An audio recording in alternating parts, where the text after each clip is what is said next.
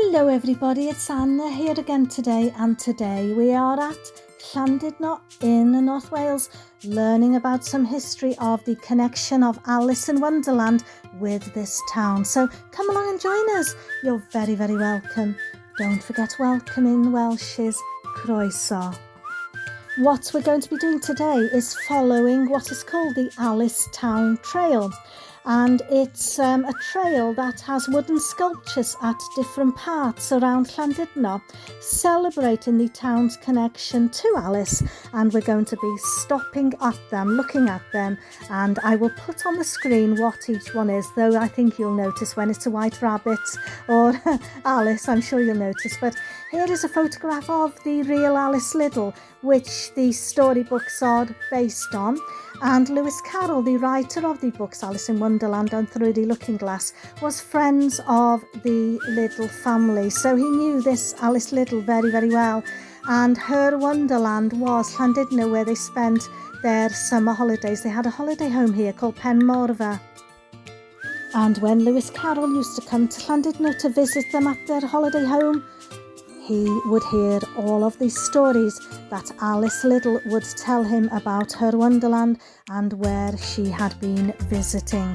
And here is the first statue, and it's the Alice statue. And it's opposite Llandudno train station.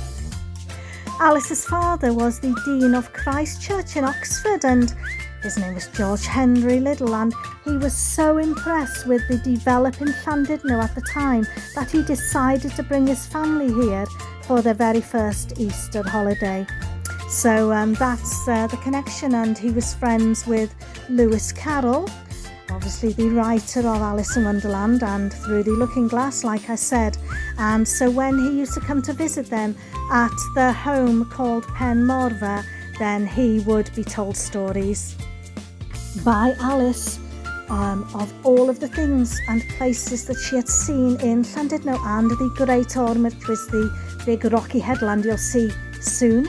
And so this was the inspiration really behind some of the characters, like here the white rabbit. Now Alice's home called PENMORFA, the holiday home, was actually built on what was then marshland, which was inhabited by rabbits, and I wonder if Alice spotted any white ones among them. And Lewis Carroll modelled his characters on people he knew, and as Alice's father, Dean Liddell, was always running late, maybe he might have been the inspiration for the white rabbit as well. We're heading over to Llandudno Prom now, and there is the Little Orme headland, and to the left now as I turn is the Great Orme, which, look at the shape, it's like a crocodile. Now in chapter 2 of Alice in Wonderland was Alice likening the Great Orme headland to represent a petrified crocodile in the poem called How Doth the Little Crocodile. That's interesting, isn't it? That's what is said around Llandudno anyway.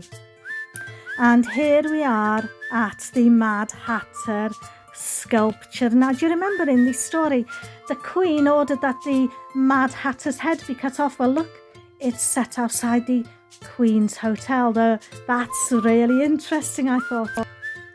Also interesting, the saying mad as a hatter was a common phrase used in Carroll's time, because it's thought that its origin came from the fact that hatters actually did go mad because the mercury they used in the hat making process could give them mercury poisoning. Also interestingly, the Liddell family, while they were having their holiday home called PENMORFA built, the family stayed at the St George's Hotel. Now, there's also a belief that Lewis Carroll wrote part of the book Alice's Adventures Underground here at the St George's Hotel, and this painting is part of the trail as well. We're here at the White Rabbit Floral Pocket Watch now, and in the story Alice in Wonderland, the Hatter struck a deal with time. If you remember, time saved him from execution by halting, so it remains forever tea time for him. And it's very well done. And there is the Little Orme there, and to our left would be the Great Orme and the pier. But when we swing around, you'll see a hotel that has a flag outside. It's now called the Wildings Hotel, and before that it used to be the St Tidno Hotel. But at the time it was called Tidno Villa, and it was a lodging house, and it's a lodging house, there it is, with the flag outside, that used to have people stay at, and the Liddell family, and possibly Lewis Carroll visited them, stayed here while they were waiting for their holiday home Penmorfa on the West Shore to be built. And there's the pocket watch there, look, just across the road. Here's Llandudno Pier, and we're taking a walk, and this is in order. We're up at Happy Valley now. And this beautiful bandstand is called the Wonderland Bandstand. Look at it, it's beautiful. Can you see behind that? It is the Jubilee Monument and Fountain to Queen Victoria, which was situated just behind it. We're going up to it in just a minute. I'll tell you a little bit about that because that's quite significant. Queen Victoria had a son called Prince Leopold, who was the fourth son of Queen Victoria, and he was acquainted with Alice Liddell.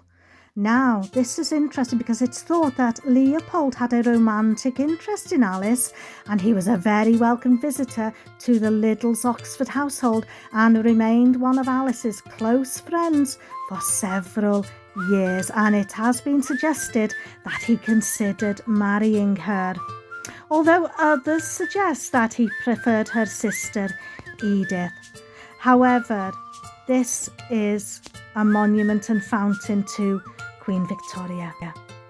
Not sure if you know that not only was Lewis Carroll an author, but he was also a photographer and a brilliant mathematician. He taught at Oxford for 26 years, so this teacher's chair here and this outdoor classroom is a very, very fitting tribute, one might say, sitting in this beautiful carved teacher's chair. In 1852, I think, he achieved excellence in mathematics, for which he was awarded first-class honours in mathematics moderations and another in the final honours school of mathematics. So he was a very brilliant man, really, wasn't he? Just to add that all of the wooden sculptures up here were created by Rhys Ingram. And here is the small white rabbit, taken from chapter 1, down the rabbit hole from Alice in Wonderland. Here we are now at the Mad Hatter tea party table, so why not have your picnic right here overlooking the bay? That would be a perfect choice. This is from chapter 7 of Alice in Wonderland, entitled A Mad Tea Party. But what a place for a tea party, a Mad Hatter's tea party, or a picnic that you may want to bring up here on the Alice Town Trail. We are now at the small door into Wonderland. There it is. Can you see that small door? There.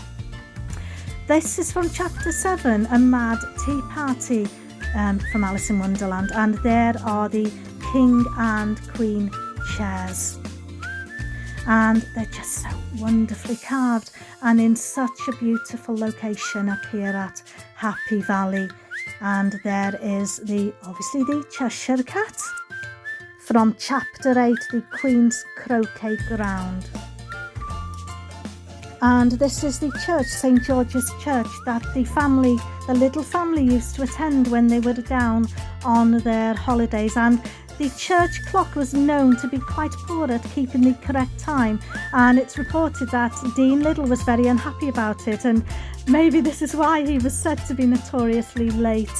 Here's the town trail and my foot. And here we are at Tweedledum and Tweedledee. These are from chapter 4 of Through the Looking Glass, entitled Tweedledum and Tweedledee. Now, just a little way walking down this same path that these are on, we come to a place called the Zigzag Path. Now, the Zigzag Path was from chapter 2 of Through the Looking Glass, and the chapter is entitled The Garden of Live Flowers, and the Zigzag Path is just up the road from where Penmorfa used to be, the holiday home of Alice Liddell. here we are at the zigzag path, and just behind us down at the bottom would be where the holiday home was. It's now been knocked down, ready to build flats on, I think. But this was where Alice would have come up, and where Lewis Carroll probably would have come up, and is probably where he got the zigzag path from through the looking glass. And we're going to go down now, and we're going to see the rabbit hole where it's said that he's inspired to write that part of the book about. That's the rabbit hole there in the Great Orme. And then there we see two rocks in the water. That is called the Walrus and the Carpenter, and there is the site of her home, PENMORFA. And this is the famous statue. And on it says, on this very shore, during rambles with Alice Liddell, Lewis Carroll was inspired to write Alice in Wonderland. Alice was invited to the unveiling of this statue, but she wrote a letter saying, regretting that she couldn't make it because of her age and ill health. This pool is not full at the moment, but it's believed that chapter 2 of Alice in Wonderland, the Pool of Tears, was based on this pool, which is just over the road from PENMORFA, there where they lived. And here obviously is the Cheshire Cat, carved out of wood again. And then the last statue on the trail is the Queen of Hearts. And that ends the trail around the town of Llandudno and the Great Orme of the Alice Trail, basically. And we hope you've enjoyed the tour. We'll leave it there for today from Llandudno, the town that inspired Lewis Carroll to write Alice in Wonderland. And we'll say ta-ta for now, and we'll see you on the next adventure, or the next Welsh lesson, or the next Welsh history lesson. Don't forget to keep practicing your Welsh, because practice makes perfect. Ta-ta for now. Nostar.